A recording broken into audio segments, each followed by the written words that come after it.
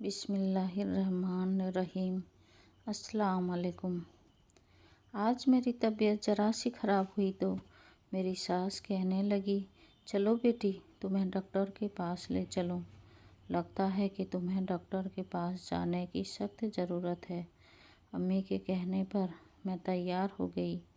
वो मुझे डॉक्टर सादिया के पास ले गईं, जिन्होंने मेरे टेस्ट किए। फिर बोली, तुम्हारा अल्ट्रासाउंड करना पड़ेगा। बिना चेकअप के रिजल्ट देखे मैं कुछ नहीं कह सकती। थोड़ी देर बाद एक लड़की आई। इसने मुझे लेटाकर मेरा अल्ट्रासाउंड किया और फिर मुझे वापस भेज दिया। तब तक मेरी सास डॉक्टर सादिया के पास बैठी रही। डॉक्टर सादिया तो बहुत खुश लग रही थी, मगर उन्होंने मुझे बाहर जाने को कह दिया। कहने लगी, तुम्हारी रिपोर्ट बना रही हूँ, बाहर जाकर बैठो। सास मेरी अंदर रह गई। शायद वो मोहतरम थी, इसलिए उन्हें बाहर ना भेजा। काफ़ी देर इंतज़ार करती रही। फिर सास ने मुझे अंदर बुलाया। मैं गई तो डॉक्टर का चेहरा उतरा हुआ था। उन्होंने मुझे पूछा, बचपन में आपको कोई चोट वगैरह लगी थी? नहीं डॉक्टर साहब, मैंने बोली। ऐसा क्यों कह रही हैं? इसलिए कि आपके लिए एक बुरी खबर है। वो क्या? मैंने पूछा। वो ये कि आप कभी भी माँ नहीं बन सकती। आप में बच्चा पैदा करने की सलाहियत नहीं है। ये एक पैदाइश नुक्स है, जिसके बारे में मैं आपको तफसील से नहीं बता सकती। बस इतना कहूँगी कि आप में बच्चा पैदा करने का निज़ाम मौजूद नहीं। डॉक्टर साहब की ये बात सुनकर मेरी तो अंदर कुछ टूट कर रह गया। मैंने सोचा नहीं था कि ज़िंदगी इतनी बड़ी महरूमी लिए मेरे सामने खड़ी होगी। मैं वहीं पर बैठकर रोने लगी। आँखों से आंसुओं की सैलाब बहने लगे। मैंने आमिर से मोहब्बत से शादी की थी। अब वो अपनी माँ की सुनते थे। वो कहते थे कि मेरी माँ जो कहे इनकी बात टालना नहीं। अब मुझे लग रहा था कि अब इस घर में मेरी जगह नहीं बची। जब औलाद ही पैदा नहीं कर सकती तो फिर मुझ जैसी औरत का आमिर की ज़िंदगी का क्या काम? इनकी माँ को तो बच्चों से मोहब्बत थी। मैं वहीं बैठकर रोने लगी। दिल चाह रहा था कि ज़मीन फट जाए और मैं इसमें समा जाऊं, या आँख हमेशा के लिए बंद हो जाए। रो रो कर मेरा बुरा हाल हो गया था। सास ने तसल्ली दी, बेटी फिक्र क्यों करती हो, मैं तुम्हारे शौहर को कुछ नहीं बताऊंगी।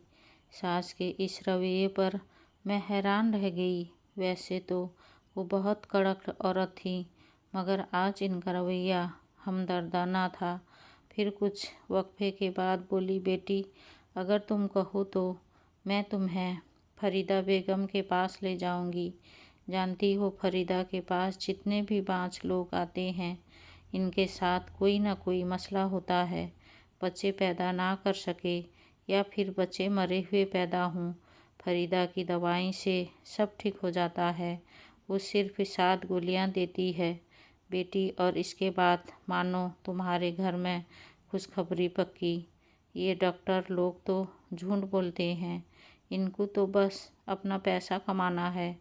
इस डॉक्टरनी का ख्याल होगा कि मैं तुम्हारा महंगा इलाज कराऊं, तभी ये ऐसी बात कर रही है। मगर तू फिक्र ना कर, मैं तुझे फरीदा के पास लेकर जाऊंगी। इसकी गोली खाकर तू एक नहीं कई बच्चे पैदा करेगी। सास की बात सुनकर मैं खुशी से खिल उठी। उन्होंने बताया कि बेटी राफिया को भी उन्होंने इन्हीं के पास लेकर गई थी। फरीदा बेगम की 7 गोलियां खाने के बाद वो इसी महीने हमला हो गई थी। मेरे दिल में उम्मीद की किरण जाग उठी थी। शाम को अम्मी ने कहा था कि मेरे साथ फरीदा बेगम के साथ चलना। मैं बेचैनी से शाम का इंतज़ार कर रही थी। शाम हुई तो सास ने मुझे चादर ओढ़ने को कहा। हम लोग दोनों फरीदा बेगम के आस्ताना नुमा मकान पर पहुँचे। फरीदा बेगम के पास वाकई कई औरतें बैठी थीं। इन औरतों में से 4-5 के साथ मैंने बात की तो पता चला कि वो भी फरीदा बेगम की 7 गोलियों से ठीक हुई हैं, और ये कि इनके बच्चे भी पैदा हुए। ये सुनकर मेरी तो सारी फिक्र जाती रही कि जब इतनी औरतों का इलाज हो चुका है, मेरी तो शादी को भी अभी 2 महीने ही हुई हैं। बहरहाल फरीदा बेगम के पास गई तो उन्होंने शफ़क़त से मुझे दम दरुद किया और फिर 7 गोलियां मुझे देकर बोली, बेटी ये गोलियां पाबंदी से खा लेना, इनमें से एक भी छूटने ना पाए। और हाँ, साथ में जो दुआएं बता रही हूँ वो लाजमी पढ़ना। उन्होंने गोलियां मुझे थमाते हुए कहा, मगर मेरे हाथ से गोलियों वाला सापर मेरी सास ने ले लिया। कहने लगी, मैं संभाल कर रखूँगी, तुझे गोलियों का नहीं पता, ये एक हसास चीज़ है जिसकी हिफाजत मैं खुद करूँगी। मुझे अपनी सास पर इस लम्हे बड़ा प्यार आया कि किस कदर ख्याल रखने वाली है, वरना तो औरतें अपनी बेटों की दूसरी शादी करवाने पर तुली होती हैं, कभी किसी बहू के किसी नुक्स को बर्दाश्त नहीं करती। जबकि मेरी सास मुझे खुद डॉक्टर के पास लिए लिए फिर रही थी। घर आकर मेरी सास ने मुझे एक सापर थमाया जिसमें सफ़ेद रंग की छोटी छोटी गोलियां थीं और ये तादाद में 7 थीं। कहने लगे, मैं रोज़ाना रात को तुम्हें दूध ला कर दूँगी, तुम दूध के साथ ये गोलियां खा लेना और ख़बरदार इसके बाद बिस्तर से मत उतरना, सीधी सो जाना। जानती हो ना, दवा के असर के लिए सोना ज़रूरी है। जी समझ गई। मैंने सादातमंदी से सर झुका लिया। मेरी सास कमरे से चली गई तो मैं बैठी सोचने लगी कि अल्लाह ने मुझे किस कदर मेहरबान औरत अता की है जो बिल्कुल माँ जैसी है। थोड़ी देर बाद आमिर आ गए। मैंने इनसे इस बात का जिक्र नहीं किया, वो भी कुछ ना बोले, जैसे उन्हें मेरी किसी बात से गर्ज ही ना हो। अलबत्ता जब ये पता चला था कि मैं कभी माँ नहीं बन सकती तो इनके चेहरे पर नागवारी के तासरात ज़रूर देखे थे। इसी रात मैंने एक सफ़ेद गोली मुंह में रख ली, मगर गोली मुंह में रखते ही मेरी तबीयत ख़राब होने लगी। ऐसा लगा जैसे मैंने कोई अजीब जहरीली चीज़ खा ली हो, मगर फिर अपनी औलाद के लिए मुझे इतना तो करना ही था। मैंने बड़ी मुश्किल से ये गोली अपने हलक से उतारी। अब बस इंतज़ार कर रही थी कि कब ये मरहला गुजरे और कब मैं अपने शौहर को खुशखबरी सुनाऊं। यूँ नहीं 2-3 दिन खैरियत से गुजर गए, मगर मैं एक बात से सख्त परेशान थी। मैं जब भी सुबह उठती मेरी कमीज पर काले रंग के दाग लगे होते। इन दागों का निशान भी समझ में ना आता कि ये कैसे लगा है। इसके अलावा मेरा सर भारी होता और पूरे जिस्म में दर्द होता। इस चीज़ ने मुझे परेशान कर रखा था, मगर मैं अपनी सास से कुछ न कहती कि कहीं वो दोबारा मुझे किसी डॉक्टर के पास न ले जाएं। वैसे भी वो मेरा बहुत ख्याल रखती थीं। आज मैं बहुत खुश थी क्योंकि मेरा कोर्स मुकम्मल होने वाला था। मेरे पास अब सिर्फ आखिरी गोली रह गई थी। मैं रात हुई तो सोचने लगी कि आज आखिरी गोली खाकर सो जाऊंगी। इसके बाद शायद जल्दी ही मुझे खुशखबरी सुनने को मिले। इसी खुशी में गोली मेरे हाथ से गिर गई। रात का वक्त था, कमरे में हल्का हल्का अंधेरा था। मैंने गोली ढूंढने की बहुत कोशिश की, मगर वो मुझे कहीं ना मिली। फिर मैं जाकर टॉर्च ले आई। बेड के नीचे हर जगह घूम फिर कर देखा, मगर मेरी गोली गुम हो गई थी। मुझे बड़ा अफसोस हुआ और ख़ुद को कोसने लगी कि आज तो आखिरी दिन था, सारा अमल जाया हो गया है। काश मैं गोली खा लेती तो मेरे साथ ये मसला ना होता। अब न जाने बाकी 6 गोलियां का असर भी मुझ पर होगा या नहीं।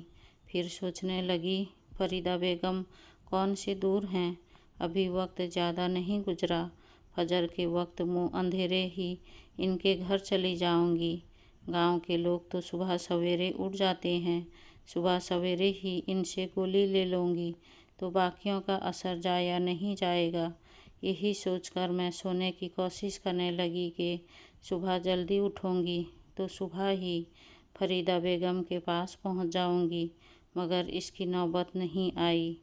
अभी मुझे लेटे हुए 10 मिनट ही गुजरे थे कि मेरी सास कमरे में दाखिल हुई। मैं भी सोती बन गई कि कहीं ये ना समझें कि मैंने गोली नहीं खाई, क्योंकि गोलियों के असर में अक्सर मुझे नींद आ जाती थी। मैं सोच रही थी कि 1-2 बार मुझे देखने के बाद सास कमरे से चली जाएंगी, मगर ऐसा नहीं हुआ। वो मेरे कमरे में रुकी रही। मैं आंखें खोलकर देख भी नहीं सकती थी, क्योंकि रुकी ही थोड़ी देर गुजरी थी कि एक जानी पहचानी सी खुशबू मेरे नाक की नथनों से टकराई। ये खुशबू अगरबत्तियों की थी, जो शायद मेरी सास ने अपने हाथ में ले रखी थी। मैं अब भी सोती बनी रही कि कहीं उन्हें शक ना हो जाए कि मैंने गोली नहीं खाई। लेकिन जब उन्होंने इन अगरबत्तियों की राख मेरे सर पर और मेरे पेट पर गिराई, तो मुझसे रहा नहीं गया। गर्म गर्म राख जब मेरे कपड़ों पर पड़ी तो मुझे खौफ सा महसूस हुआ। मैं एक जोरदार चीख मारकर उठ बैठी। मुझे लग रहा था जैसे मैं कोई डरवाना ख्वाब देख रही हूँ। अपने सामने अपनी सास को देखकर मेरा तो जैसे दिल ही उछलकर हलक में आ गया। उन्होंने काले रंग का लिबास पहन रखा था और माथे पर लाल रंग का टीका था। जैसे देखते ही मेरी रूह फना हो गई। लगता था कि वो कोई हिंदू जादूगरनी हैं जो अपने अमल में मसरूफ़ हैं। मुझे उठकर चीखता चिल्लाता देखकर घबरा गईं। बोली, खामोश होकर लेट जाओ, अभी मुझसे सवाल जवाब मत करो। उन्होंने मुझे सख्ती से हुक्म दिया कि मैं लेट जाऊं, मगर मैं यूं ही कैसे लेट जाती। मुझे अजीब से महसूस हो रहा था। इनके इस अमल से मुझे उलझन हो रही थी। कमरे में फैली बदबू से मेरा दम घुट रहा था। इससे पहले कि मैं मजीद चीखती चिल्लाती, मेरी सास ने मेरे मुंह पर हाथ रखा और मुझे घसीटती हुई पीछे वाले कमरे में ले गई। ये कमरा घर की अगवी तरफ बना हुआ था। इसमें कोई आता जाता नहीं था। एक इंतहाई अंधेरा सा कमरा था, जिसे देखकर मैं वैसे भी डर जाती थी। उन्होंने मुझे यहाँ बंद कर दिया। मेरा मुंह में कपड़ा ठूंस कर बाहर से ताला लगाकर चली गई। ये देखकर मेरा बुरा हाल हो गया। मेरी आँख से आंसू बहने लगे। सोचने लगी, मुझे यहाँ क्यों बंद कर दिया। रोती चीखती चिल्लाती रही, मगर किसी ने मेरी आवाज़ ना सुनी। मैं तो जानती थी यहाँ मेरी आवाज़ सुनने वाला कोई नहीं, क्योंकि ये कमरा घर की पिछली जानिब वाक़ई थी। मैं अपने शौहर आमिर को कोसने लगी, जिसने मेरा ख्याल नहीं किया, मुझे पूछने तक नहीं आया। मैं इसके इंतज़ार दिन भर करती रही, मगर इसने मुझे पलट कर नहीं देखा। लग रहा था जैसे इस अमल में वो भी अपना माँ के साथ शामिल है, और ये कि इसे मेरी कोई परवाह नहीं। इस इंतज़ार में थी कि तकरीबन शाम के 4 बजे आमिर ने अपने शक्ल दिखाई। कहने लगा, तुम यहाँ पर हो, मैं जानता हूँ, मगर तुम्हें सब्र से काम लेना होगा। इसके पीछे छुपी हिकमत तुम नहीं समझ सकती। मैं इसे देखते ही फूट पड़ी। ये कौन सी हिकमत है? तुम पागल तो नहीं हो गए? तुम्हारी माँ ने अजीबोगरीब अमल करने के बाद मुझे यहाँ बंद कर दिया, जबकि तुम जानते हो मैं तुम्हारे बच्चे की माँ बनने वाली थी। मैं जानता हूँ, तुम्हारी डॉक्टरी रिपोर्ट्स देख चुका हूँ। तुम्हारी माँ बनने का इसी दिन पता चल गया था, जब तुम डॉक्टर सादिया के पास गई थी। अच्छा, वाकई? तो फिर तुमने मुझे बताया क्यों नहीं? तुम्हारी माँ ने मुझे इस बात क्यों छुपाई और मुझे बांझपन की गोलियाँ क्यों दी? बताता हूँ, सब बताता हूँ। आमिर ने हाथ के इशारे से मुझे बैठने को कहा। मजबूरन मैं बैठ गई। इसके सिवा और कोई चारा नहीं था कि मैं इनकी बात सुन लूँ, मगर मेरे दिल पर खौफ सा सवार हो था। मैं इनके पाँव पड़ गई। खुदा के लिए आमिर, मुझे यहाँ से निकाल लो। इसके बाद जो तुम जो मर्जी कर लेना। यहाँ मेरा दम घुट रहा है। घबराओ नहीं, मैं तुम्हारे साथ हूँ, आमिर ने मुझे तसल्ली देते हुए कहा। अच्छा सुनो, आमिर ने मुझे राजदाराना अंदाज में कहा, मेरी अम्मी को तुम जानती हो, वो कितनी मजहबी खातून हैं। औरतें इनसे दम करवाने आती हैं और उस सभी का मुफ्त इलाज करती हैं। शायद तुम इस बात को नहीं जानती, क्योंकि अम्मी ने आजकल ये सरगर्मियाँ जरा कम की हुई हैं, मगर मैं अम्मी को अच्छी तरह जानता हूँ। वो लोगों की मदद करती हैं, खासकर बाज़ औरतों की। वो चाहती हैं कि कोई औरत इनके दर से खाली न जाए। ये बच्चा चला जाए तो तुम्हें कोई दुख नहीं होगा? आमिर ने इत्मीनान से कहा, मुझे दुख नहीं होगा। अल्लाह ने एक दिया है तो अल्लाह और भी देगा। तुम सब्र करो। वैसे भी तुम्हारा तो अभी पहला महीना है। कौन सा ये बच्चा इस दुनिया में आ गया है? आमिर, मैं कोई बात नहीं जानती। बच्चा दुनिया में नहीं आया तो इसका ये मतलब नहीं कि तुम इसे अपने हाथों से कत्ल कर दो। कम अज़ कम तुम्हें ये बात समझनी चाहिए कि तुम्हारी अम्मी जो कर रही हैं वो सरासर गलत है। मैं अपने बच्चे को किसी को हाथ भी नहीं लगाने दूंगी। तुमने जो करना है कर लो। तुम्हारी माँ के हाथों कुर्बानी का बकरा नहीं बनूंगी, मैंने गुस्से से कहा। आमिर ने मुझे वहीं बंद किया और वो भी चला गया। बेवफा की इस हरकत पर मैं तो हैरान रह गई। सोचा नहीं था कि वो इस कदर संगदिल होगा। 2-3 घंटों बाद दोबारा आया तो फिर मुझे वही बात समझाने लगा।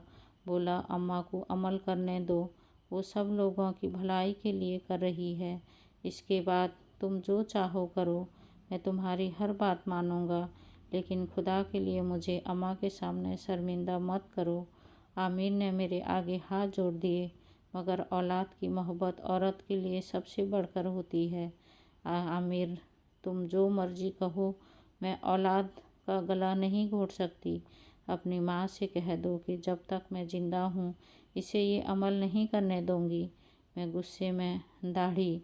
आमिर पत्थर बना मुझे देखने लगा, जैसे इसे यकीन आ रहा हो कि मैं अपनी औलाद से कितनी मोहब्बत करती हूँ।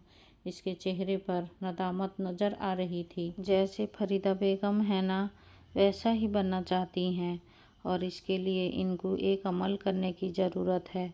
उन्होंने जब मेरी शादी तुमसे करवाई थी, वो मुझसे वादा लिया था कि मैं अपनी मर्ज़ी से शादी तो कर रहा हूँ, मगर शादी के बाद उन्हें तुम पर इस अमल की इजाज़त दूँ। बस इसी वजह से मैं इनसे बात नहीं कर सकता, क्योंकि उन्होंने मेरी बात मानी थी। तुम्हें मुझसे ब्याह कर मेरी आरज़ू पूरी की, मगर अब मुझे भी तो इनकी बात मानना है। अगर ये अमल कर रही हैं तो इन्हें करने दो। इससे शायद तुम्हारे बच्चे को भी कोई नुकसान पहुँचे, मगर मैं जानता हूँ कि अम्मी की नीयत बुरी नहीं है। वो बाकी औरतों की मदद करना चाहती हैं। अपने शौहर की ये कहानी सुनकर मैं चिल्ला उठी, तुम पागल तो नहीं हो गए? आमिर, मर्द बनो, तुम्हारी अकल को हो क्या गया? अल्लाह की किताब को इन फरशुदा अवामिल की ज़रूरत है? हरगिज नहीं। तुम्हारी माँ सरासर जाहिलियत में पड़ी हैं। इनको ये तक नहीं पता कि एक औरत के साथ झूठ बोलकर उन्होंने कितना बड़ा गुनाह किया है। अरे वो क्या लोगों की मदद करेंगी? वो तो अपने ही बेटे की नस्ल ख़त्म करने पर तुली हैं। अगर मैं बांझ नहीं थी तो मुझे वो ख़तरनाक गोलियां खिलाने की क्या ज़रूरत थी? और तुम कैसे बाप हो? तुम्हें अपनी औलाद की भी फिक्र नहीं क्या? जिससे साफ जाहिर होता था कि वो शर्मिंदा है, मगर अपनी माँ से मजबूर भी है। वो इसी वक्त अपने कमरे से उठा और बाहर चला गया। मुझे सास के चीखने की आवाज़ें आई। फिर वो भागा हुआ मेरे कमरे के तरफ आया। जाओ, निकल जाओ इस घर से, जितनी दूर जा सकती हो चली जाओ, वरना अम्मी तुम्हारी जान ले लेंगी। फिर आमिर ने मुझे अपने एक दोस्त के घर का पता दिया और मुझे रोड तक छोड़ने भी आया। बोला, कुछ दिन यहाँ रहो, मैं खुद तुम्हें यहाँ से लेने आऊँगा। अम्मी पर जुनून तारी हो चुका है। वो तुम्हें नहीं बख्शेगी। आमिर की बात दुरुस्त थी। फजर के वक्त मैं अपना मुख्तसर सा सामान लेकर अपनी सास से घर से बहुत दूर चली गई। दिल ही दिल में दुआएं कर रही थी कि जहाँ जा रही हूँ इन लोगों का रवैया मेरे साथ अच्छा रहे। वहाँ पहुँची तो अशरफ और उसकी बीवी ने मेरा इस्तकबाल बहुत अच्छे से किया। शायद मेरे शौहर ने इन्हें पहले से बता दिया था कि मैं ही आ रही हूँ। इन लोगों के घर मुझे किसी किस्म की कोई तकलीफ़ नहीं हुई। मैं आराम से 6 महीने वहाँ रही। इस दौरान आमिर ने मेरी खबर ना ली। मेरी उम्मीद टूटने लगी थी। लगता था जैसे वो कभी पलट कर नहीं आएगा। मगर फिर एक दिन आसिफा बाजी ने मुझे इत्तला दी कि मेरा शौहर मुझे लेने आ रहा है। खुशी से मैं फूला ना समा रही थी। मेरी आखिरी महीना चल रहा था। इन दोनों औरत को शौहर की ज़रूरत होती है। वो उससे अपने दुख सुख कहती है, अपनी तकलीफ़ का साथी बनाती है। आमिर आए तो इनके चेहरे पर परेशानी थी। परसों के बीमार और लागर लग रहे थे। आते ही मेरे आगे हाथ जोड़ दिए। मुझे माफ़ कर दो, खुदा के लिए मेरी माँ को भी माफ़ कर दो। आमिर तकरीब रोने को आए थे। आमिर क्या हुआ, आप क्यों रो रहे हैं? तब आमिर ने मुझे बताया कि अम्मा को इनके किए की सज़ा मिल गई। इनके साथ जो हादसा हुआ इससे इनके हवास बिगड़ गए। वो अपना ज़हनी तवाज़ुन खो चुकी हैं और अब अजीब व गरीब बातें करती हैं। लोग इन्हें देखकर हंस रहे हैं और वो ज़िंदगी मौत की कसम में हैं। आमिर की बात ने मुझे परेशान कर दिया। अपनी शौहर की बातें सुनकर मैंने अपनी सास को माफ़ कर दिया। बेशक माफ़ करने में ही अजमत है। ज़िंदगी के आखिर दिनों में मैंने इनकी भरपूर खिदमत की। वो मुझसे बार बार माफ़ी मांगती, मगर उन्होंने न जाने किस किस का दिल दुखाया था कि इनकी मौत इंतहाई तकलीफ़दा हुई। इनकी जान जैसे किसी कांटे में अटकी हुई थी। ये हालत देखकर मुझे भी इबरत हुई। मैंने दिल में पक्का इरादा कर लिया कि मैं कभी ज़िंदगी में भूल कर भी किसी इंसान का दिल नहीं दुखाऊंगी और ना ही कोई शिरकिया अमल करूंगी। चाहे ज़िंदगी में मायूसी के बादल छाए हों, मगर मैं कभी अल्लाह ताला से उम्मीद लगाना नहीं छोड़ूंगी। उम्मीद करती हूँ वीडियो आपको बहुत पसंद आया होगा। अगर पसंद आए तो प्लीज़ मेरे वीडियो को लाइक और चैनल को सब्सक्राइब ज़रूर करें और कमेंट बॉक्स में कमेंट करना कभी ना भूलें। अल्लाह हाफिज़।